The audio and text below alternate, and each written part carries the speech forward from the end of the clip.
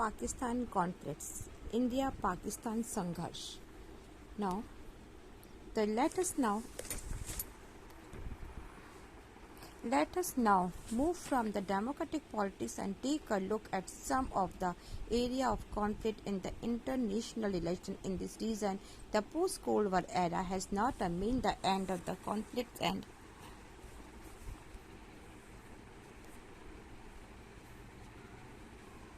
tension in this region. We have already noticed the conflicts around the international democracy in ethnic different, but there are also some very crucial conflicts on an international nature.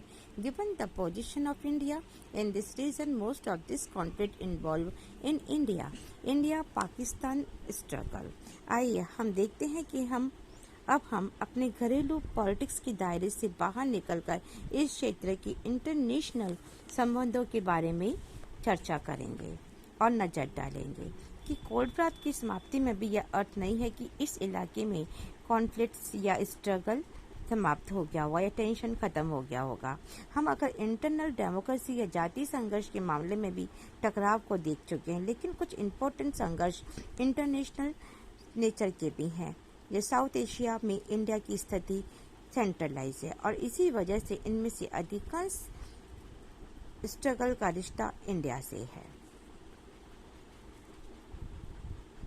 Now, the most silent and overwhelming of this conflict is, of course, one of the one between India and Pakistan. Soon after the partition, the two countries got embroiled in a conflict over the fate of Kashmir, and Pakistan government claimed that the Kashmir belonged to it. It was between India and Pakistan in 1947-48 and 1965 failed to settle the matter. The 1947-48 war resulted in the division of the province into Pakistan occupied Kashmir and the Indian province of the Jammu and Kashmir, divided by the line of control in 1971. India won decisive war against Pakistan, but the Kashmir issue remained unsettled. ना इन संघर्षों का सबसे प्रमुख सर्वग्रासी संघर्ष India और पाकिस्तान के बीच का struggle है। डिवीजन के तुरंत बाद ही दोनों कंट्रीज में कश्मीर के मसले पर इशू पर लड़ पड़े और पाकिस्तान के गवर्नमेंट का दावा ये था कि कश्मीर पाकिस्तान का है। इंडिया और पाकिस्तान के बीच 1947-48 और 1965 के वार से इस मामले का समाधान नहीं हुआ और 1948 के युद्ध के फलस्वरूप कश्मीर के दो हिस्से हो गए। एक हिस्सा पाकिस्तान और सेकेंड हिस्सा इंडिया का कहलाया। यह सेकेंड हिस्सा इंडिया का, जिसे हम जम्मू कश्मीर स्टेट के नाम से जानते हैं और दोनों के बीच का जो नियंत्रण रेखा है या सीमा रेखा है, एक बीच में सीमा रेखा बनी हुई है और 1971 में इंडिया पाकिस्तान के अपोजिशन में एक निर्णायक युद्ध हुआ जिसमें कश्मीर का इशू अनसुलझा ही रह गया, unsettled ही रह गया। The India's conflict with Pakistan and also over strategic issue like the control of the Siachen Glacier and over acquisition of arms.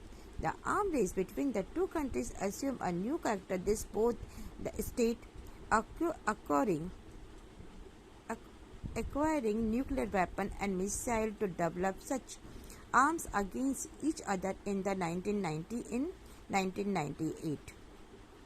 India conduct nuclear explosion and Pokhara, and Pakistan responds with the few days and very by carrying out nuclear tests in the Chaugas Hills.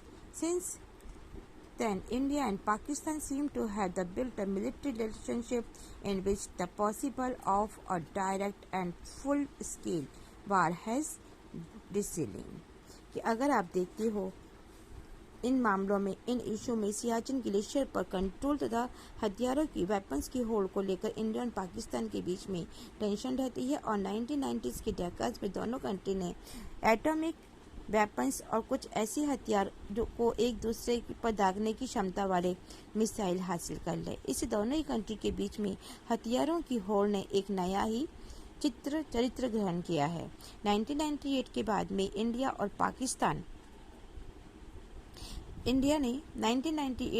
India ने पोखरण में कुछ दिनों के अंदर ही एक nuclear test किया और पाकिस्तान ने चगाई पहाड़ी पर कुछ दिनों के अंदर ही उसने भी एक परीक्षण किया। इसके बाद से ऐसा लगता है कि इंडिया और पाकिस्तान एक सैन्य संबंध में बन चुके हैं और इनके बीच में सीधे और सर्वव्यापी युद्ध छिड़ने की आशंका कुछ कम हो गई है।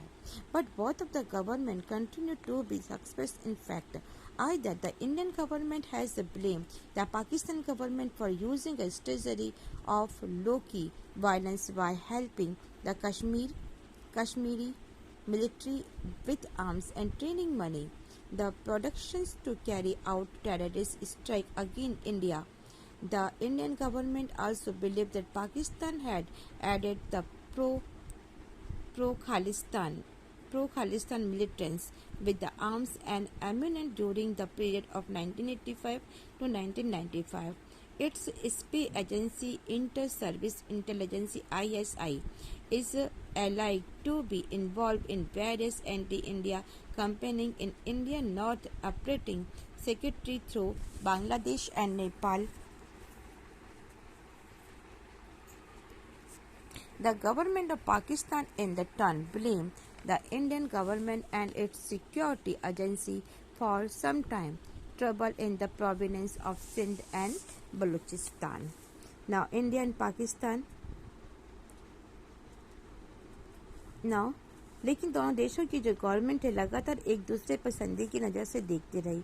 इंडिया गवर्नमेंट का आरोप है कि पाकिस्तान सरकार ने लुके छुपे हिस्से में अपनी स्ट्रेटजी जारी रखी और यह आरोप भी है कि कश्मीर उग्रवादियों को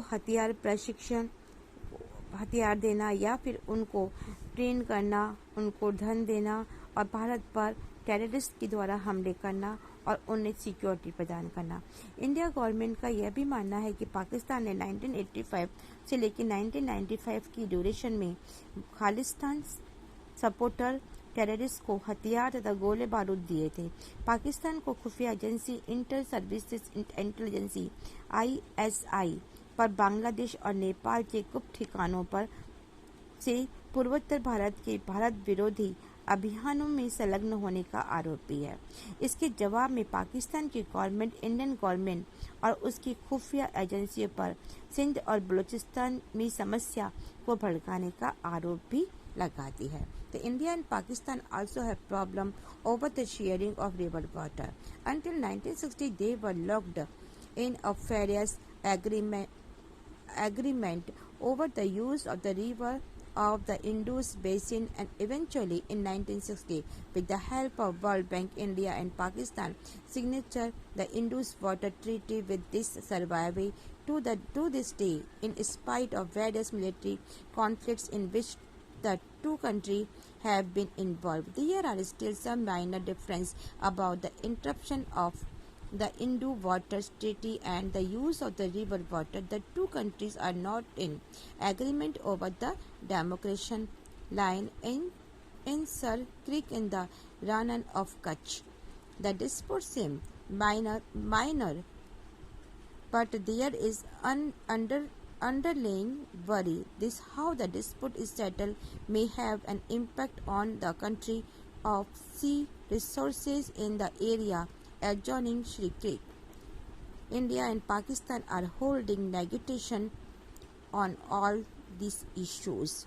Now इंडिया और पाकिस्तान के बीच में रिवर वाटर के बंटवारा डिवीज़न को लेकर के भी तनातनी हुई और इसमें काफ़ी क्वेश्चंस हुए हैं।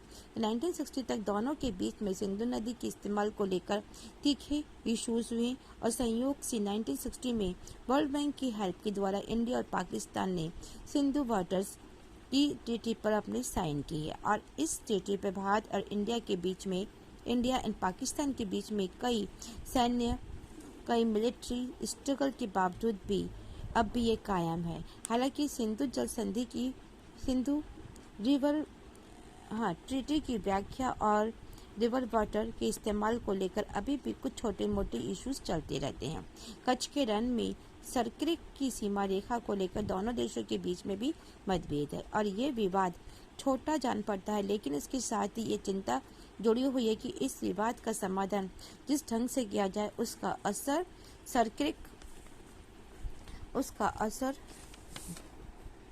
सर्किल के इलाके से सटी हुई समुद्री संसाधन पर कंट्रोल पर पड़ेगा और इंडिया और पाकिस्तान के बीच इन सभी मामलों के बारे में वार्ताओं का दौर अभी भी चल रहा है।